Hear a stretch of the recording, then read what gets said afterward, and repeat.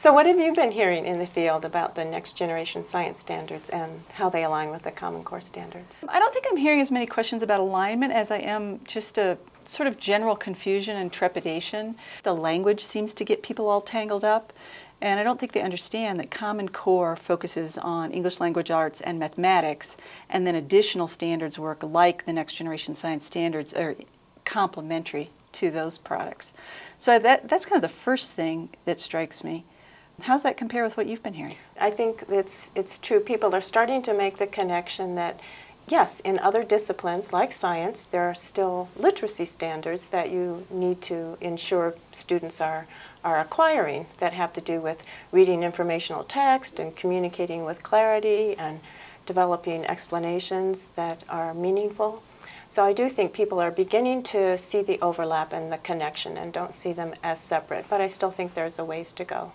The other exciting thing, though, when I think about those connections is not just literacy, but the mathematics in the Common Core has some wonderful links to science. Indeed. I guess I'm partial to the statistics piece because I think that helps you work with the data. Is there anything that you've seen that you think is a nice link? Right. I think looking at graphical information in mathematics good point. and knowing how that is a tool, an important tool in science, indeed. Yeah, I think that's important. Mm-hmm. How overwhelmed do you think schools and teachers are going to be with Common Core and math and language arts and next generation science and somewhere down the road something that has to do with social studies?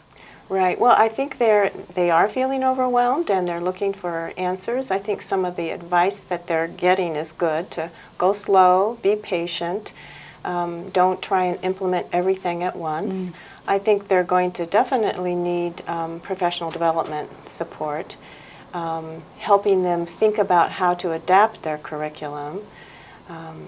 So I think, but I do think to encourage them to go slowly and implement pieces that, as they begin to understand them, I think will be an important aspect of successful implementation. Yeah, I think there's a huge role for professional development in not just unpacking each set of standards, but also looking at coherence K through 12 and how do we build on ideas, how do we build on literacy standards, how do we build on that computational thinking. Yeah, there's a lot of progression about a core set of ideas that is meant to be small but go deeper. So the progression of learning across the grade bands, I think that PD for articulation and coherence will be very important, because it's not you're going to touch one idea in elementary school and then not touch it again. Right. Yeah. So I think you're right. The articulation across the grade bands and professional development about how important that articulation and coherence is, I think will be important. And then I think there's a lot of work to do with recognizing how standards are embedded in the materials that you already have, whether that's next generation science, mathematics pieces, or literacy pieces, and kind of how far that embedded piece gets. Now, that doesn't make, I don't know, does that make a lot of sense?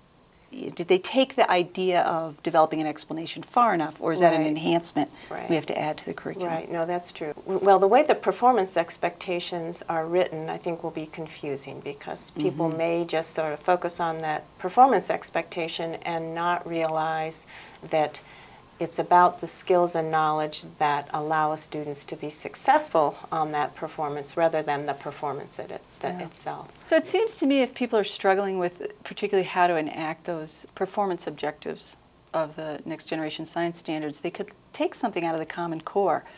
The fact that those standards for ELA and mathematics are focused on those 4 characteristics, that they're research-based, they're internationally benchmarked, they're aligned with college and workplace expectations, and they're just rigorous in terms of their academic expectations, brings the performance expectations to life in a way that might help with some of the challenge of translating the next gen science standards. I think it's true. The focus really is not just about having the students learn, but having them know how to apply their knowledge to real-world problems in the workplace and in the natural world, in their personal lives. I think that's a key thing that really should engage more students and help teachers focus from that lessons from the Common Core. Well, and ultimately make your education more meaningful. More relevant, If you had to identify, I don't know, the big challenges with Common Core, implementation of the Common Core? Well, I think we've already talked about professional development. I think that Yeah. will be key. I think we're going to need high-quality assessments to know whether or not our students are meeting those performance expectations. And I think those assessments, if they aren't high quality and don't measure what we feel is important, they're not going to be as useful. And I think there's a big challenge there.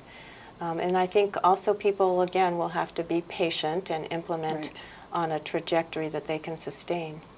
Well, you know, even though I think there's a number of challenges out there, I still think that there's the real potential to improve the quality of education across the Common Core and the next generation science standards. Yes. And if we're successful doing that, then we will be in a better position to compete successfully internationally. Absolutely. And have more kids liking school.